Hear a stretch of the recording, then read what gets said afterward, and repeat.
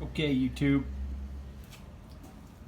We last weekend we were elk hunting and had some snow, and we blew a belt, which I'm thinking, okay, no big deal, right? Arctic Cat 2014 Arctic Cat 1000X. Thought no big deal. I've owned Arctic Cats my whole life. Arctic Cat snow machines, Arctic Cat four-wheelers, Arctic Cat side-by-sides. Not that big a deal. Pretty easy to work on. Not the case. I looked up, I don't know how many freaking videos of how to change this belt, and every video I seen took place right here in a garage, someone's garage. There's not one out there that I found anyway, of people doing it out in the wilderness. And I'll tell you, it was a pain in the butt. It took me 6 hours to figure this out. So, even though I'm in my garage, I'm going to tell you easy ways, the easiest way to do this so that it might help somebody else out. Firsthand, a few things that you should probably carry with you all the time. Extra belt is a must. I think they're like 120 bucks, but it's well worth the price. Some of the tools that I keep in hand: star bit socket sets, side cuts, some Allen wrenches I went through and I just checked miscellaneous things that I may have to fix.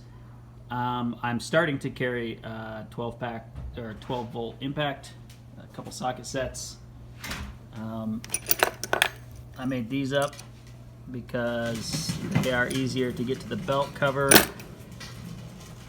Anyway, go through, I'll tell you a few things that will maybe make your life a little easier.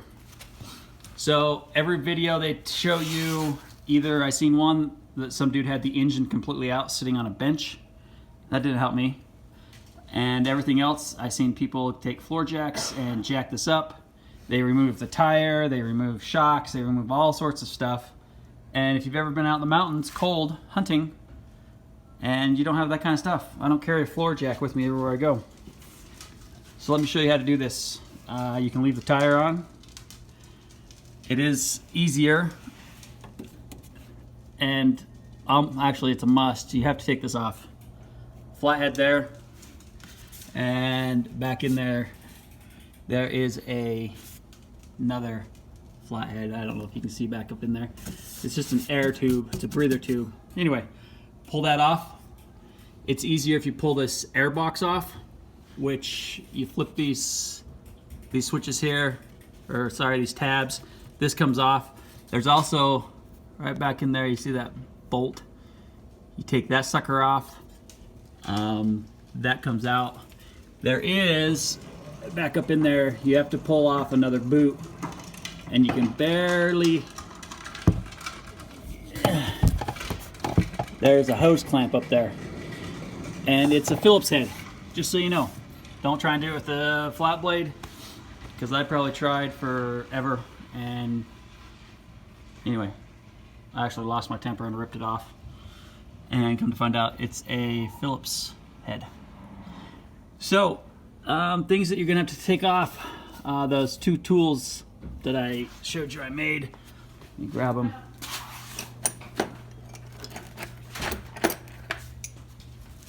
So these two tools that I made, they're long for a reason. They fit right back in here. Sorry, I'm trying to do this one-handed here. Anyway, this one fits here. You gotta take those off. They're all around the whole belt cover. And every video that I've seen, they're like, oh, well, mark the ones that are long. Mark the ones that are long. Because there are. There are 5 long ones and the rest are short. Well, it's easy. The long ones are the ones that have brackets. So there's that one, one other one back in there, and then there's another bracket back in here that holds part of this air cover. So take those off, and those 5 are the long ones. Everything else, you pull this screw off, and it looks like I'm actually missing the screw there. You pull that off. Now, this is where it gets tricky. I didn't realize that you had, well, all the videos said you have to pull this completely off. Well, in order to do so, you have to jack up that corner of your side-by-side in order to get your swing arm to drop down low enough, let your shock do its job, it drops down low enough, and then you can take this off. You can take your cover off. But before you can take your cover all the way off, you have to pull the damn shock. So Arctic Cat was not thinking ahead. Anyway, so I did all this out in the sagebrush with my son and a couple of the guys that was with us. You have to, if you do it that way, you have to jack that up, which in order to do that when you're in the snow or in the mountains, you better have something sturdy. So we came home and actually built this little kit.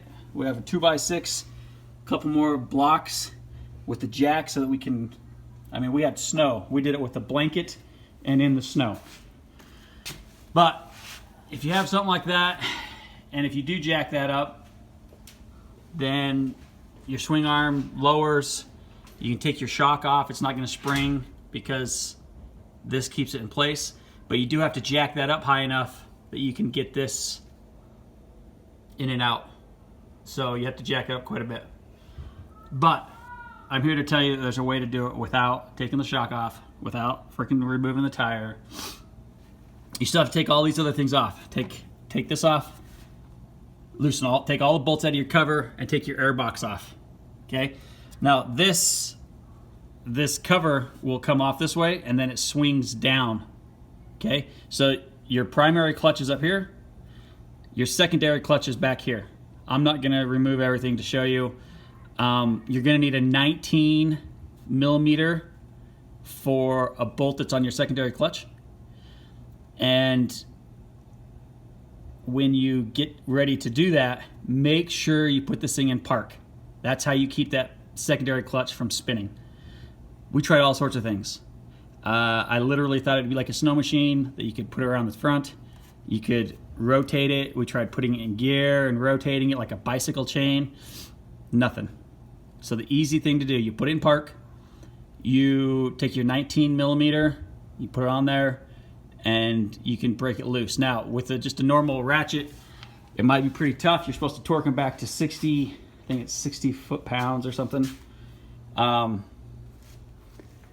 I, personally, am getting ready to cut this down.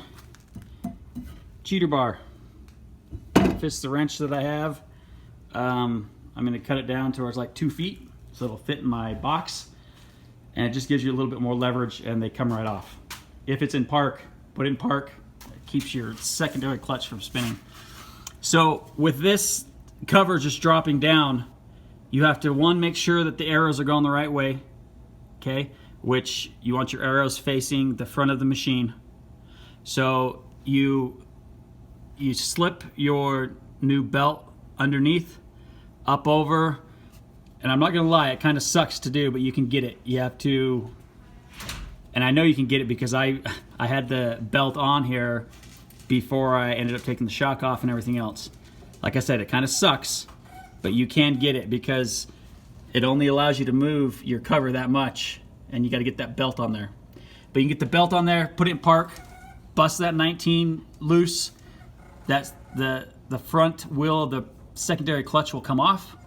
Put your new belt on, put your clutch back on, tighten it up, and make sure that when you do, your belt doesn't get pinched. Like you'll be able to fill in there and it'll be loose enough. You'll tell if it's bent or not.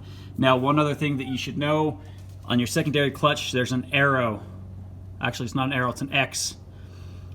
So there's an X on the front of the primary or the secondary clutch, and there's an X on the back side of it that you can't see, but you'd have to fill. Those two X's have to line up because on your secondary clutches, they're not perfectly round. They're built a certain way, and those two X's have to be aligned when you put that back together. If not, you'll find out right away. It'll run like crap. You'll chew the hell out of your belt. It won't run good. So make sure that the X on the front of the secondary clutch will, and on the back are lined up when you put it back together. A lot of people say take a marker and mark them, whatever. They've already done that. They're marked with an X. So you do that, put it all back together. I'd go through and get some specialty few tools that'll make your life easier, like these. It's easier to get those in than it is sockets. If you have an extra impact wrench laying around, maybe grab that, throw it in there. Best of luck. Hope that helps a little bit, and talk to you later.